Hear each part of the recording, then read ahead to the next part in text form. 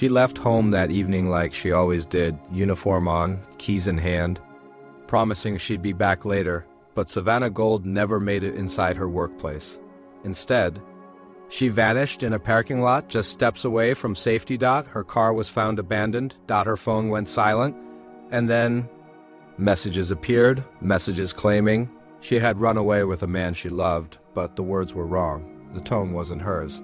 And behind those texts was a lie meant to buy time, because while Savannah's family searched desperately for answers, the person responsible was hiding in plain sight, watching the search unfold. This is the true story of Savannah Gold and how a routine work shift turned into a calculated cover-up and a life stolen far too soon. On August 2nd, 2017 in Jacksonville, Florida, 21-year-old Savannah Gold left her family's home to go to work, just as she had done countless times before.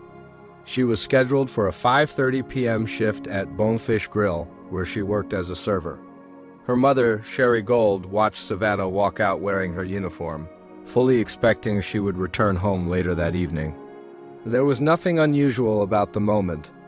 No arguments, no signs of distress. Just a normal workday routine. Less than an hour later, that sense of normalcy shattered. Sherry received a phone call from the restaurant asking if she knew why Savannah hadn't arrived for her shift. The question immediately triggered alarm. Savannah was dependable, punctual, and serious about her responsibilities. She didn't miss work without notice, and she never disappeared without telling someone where she was going. Sherry told them she had just seen her daughter leave for work. As Sherry tried to process the call, Savannah's father, Daniel Gold, received a text message that instantly felt wrong. The message claimed Savannah had met someone, fallen in love, and decided to leave town with him. The writing was sloppy, filled with spelling errors and awkward phrasing. There was no punctuation.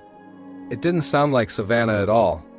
Daniel knew his daughter's voice, even through text, and this wasn't it. Moments later, Savannah's older brother, Chris, received a nearly identical message. The story was the same. Savannah was fine, she was leaving with a boyfriend, and she would be in touch later. Instead of offering reassurance, the messages deepened the fear.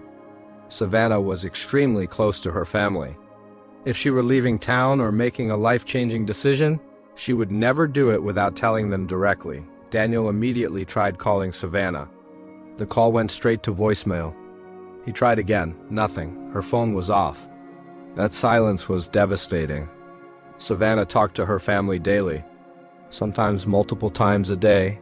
For her phone to be powered down was completely out of character. Savannah Paige Gold had been born on April 26, 1996. She was raised in Jacksonville, alongside her brother, surrounded by a close-knit family. She was creative, compassionate, and deeply loyal to the people she loved. When her mother was diagnosed with cancer, Savannah made a life-altering decision. She turned down a college scholarship so she could stay close to home and help care for her mother during chemotherapy. That was the kind of person she was because of that. The idea that Savannah would suddenly abandon her family, especially while her mother was undergoing treatment, made no sense at all. Within hours, Daniel and Sherry knew something was seriously wrong. The texts, the silence, the missed shift, none of it added up. That evening, Savannah Gold was officially reported missing. Police began their search immediately, unaware that the truth was already captured on a grainy surveillance camera and that Savannah's fate had likely been sealed long before the first text was ever sent. Once Savannah was reported missing, detectives moved quickly. The first priority was verifying her last known movements, beginning with the restaurant where she was supposed to be working that night. Officers arrived at the Bonefish Grill shopping center and immediately located Savannah's white vehicle parked roughly 120 yards from the restaurant entrance. The discovery raised immediate concerns. The car was unlocked.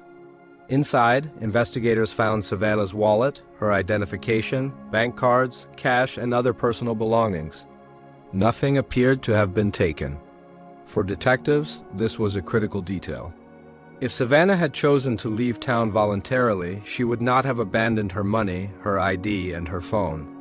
This wasn't a planned disappearance. At first glance, there were no obvious signs of violence around the vehicle. No broken glass, no visible blood. But one detail stood out. The front left tire was flat. It didn't appear to have gone flat naturally. That raised the possibility of intentional damage. Detectives spoke with Savannah's co-workers inside the restaurant. Every single one of them confirmed the same thing. Savannah never came in for her shift, and no one had seen her that evening. With her car parked so close to the entrance, investigators began to believe Savannah had arrived at work but never made it inside. Police expanded their search to nearby businesses, focusing on surveillance footage. Many cameras either didn't cover the parking area or had poor resolution. Eventually, they located a camera that partially captured the area where Savannah's car was parked. The footage was grainy and distant, but it offered the first real timeline. Investigators watched as Savannah parked her car and stepped out. Instead of heading toward the restaurant, she walked to a nearby silver Chevrolet Malibu. She stood near the driver's side door, speaking to someone inside for several minutes. Eventually, she opened the rear door and got into the back seat. Approximately 14 minutes passed. Then, the driver exited the vehicle, walked around, and entered the back seat as well. Almost immediately, the car began shaking. The rear door opened and slammed shut multiple times. To experienced investigators, the movement suggested a physical struggle. Several minutes later, the man exited the vehicle alone.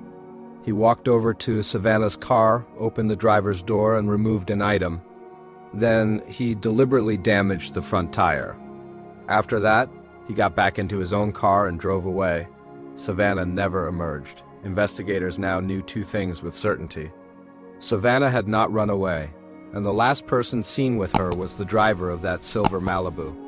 Identifying the owner of the vehicle became their top priority.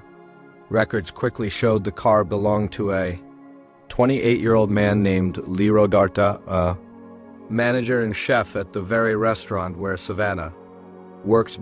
What initially looked like a missing person case was rapidly transforming into something far darker. Liro Darta's name immediately stood out to investigators. He wasn't a stranger. He worked at the same restaurant as Savannah and held a position of authority. When police first spoke with him, he claimed he hadn't seen Savannah in weeks and suggested they worked different schedules.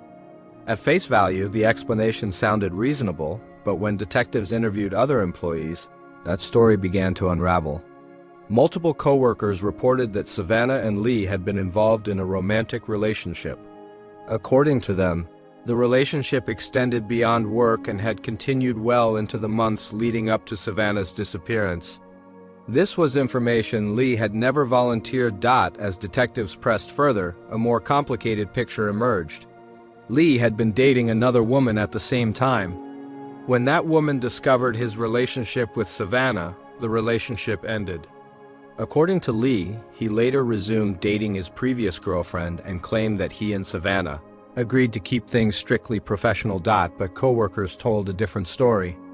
They said Savannah had spoken openly about the relationship. In a workplace where romantic involvement between employees was prohibited, that revelation could have serious consequences for Lee's job. Investigators began to suspect that Lee had more to lose than he initially admitted. On August 5, 2017, Liro Darta was arrested while working his shift and brought in for questioning. Before the interview began, officers carefully explained his rights, taking extra time because Lee stated he struggled with reading and comprehension during the interview. Lee quickly admitted that he had lied earlier. He acknowledged that he had seen Savannah on the day she went missing. According to him, he went to the shopping center to confront her about spreading rumors that could cost him his job. He claimed Savannah appeared distressed and asked to sit in his car. Lee said the conversation escalated once they moved to the back seat. He described becoming angry when Savannah refused to stop talking about their relationship. He admitted to slashing her tire but insisted she later exited the vehicle and left with someone else. That claim was immediately contradicted by surveillance footage. Detectives knew Savannah never left the car alive. When confronted with that fact, Lee changed his story again, saying they went to his home and then separated. By this point, Officers noticed visible scratches on Lee's arms and neck. His explanation that they were work-related injuries did little to ease suspicion. Each version of his story conflicted with physical evidence. As detectives applied pressure and presented inconsistencies, Lee's composure began to break. What followed would confirm their worst fears. After hours of questioning, Lee Rodata's story collapsed. Faced with surveillance evidence and mounting contradictions, he finally admitted the truth. During the argument in the back seat of his car, Lee confessed that he lost control. In his own words, he said he snapped and killed Savannah. According to Lee, after the killing, he took Savannah's phone and sent messages to her father and brother, attempting to create the illusion that she had chosen to leave on her own. He then discarded the phone to prevent it from being tracked, Lee told detectives. He transported Savannah's body to his property, where he attempted to destroy evidence by burning her remains. When that failed, he buried her. Fearing discovery, he returned the next day, dug her body back up, wrapped it, and transported it to a nearby pond, where he placed her remains in the water 3 days after Savannah's disappearance. Detectives went to the Gold family's home and delivered the news no parent should ever hear. Savannah had been found and she was dead. Search teams later recovered her remains, though decomposition and fire damage complicated the forensic examination. The medical examiner could not immediately determine a cause of death.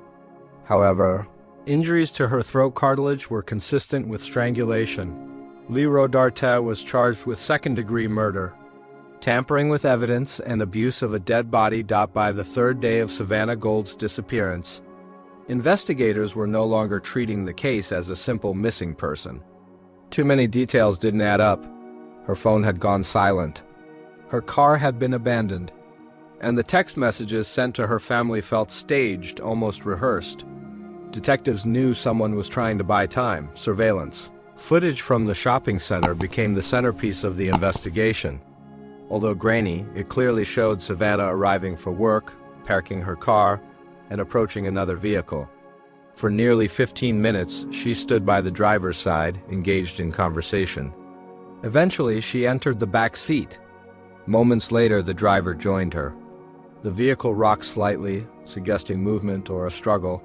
Savannah was never seen again. Police identified the car as a silver Chevrolet Malibu registered to Lee Rodata, a kitchen manager at the same restaurant where Savannah worked. At first glance, Lee didn't fit the image of a suspect. He was cooperative, familiar with Savannah, and even helped distribute missing person flyers.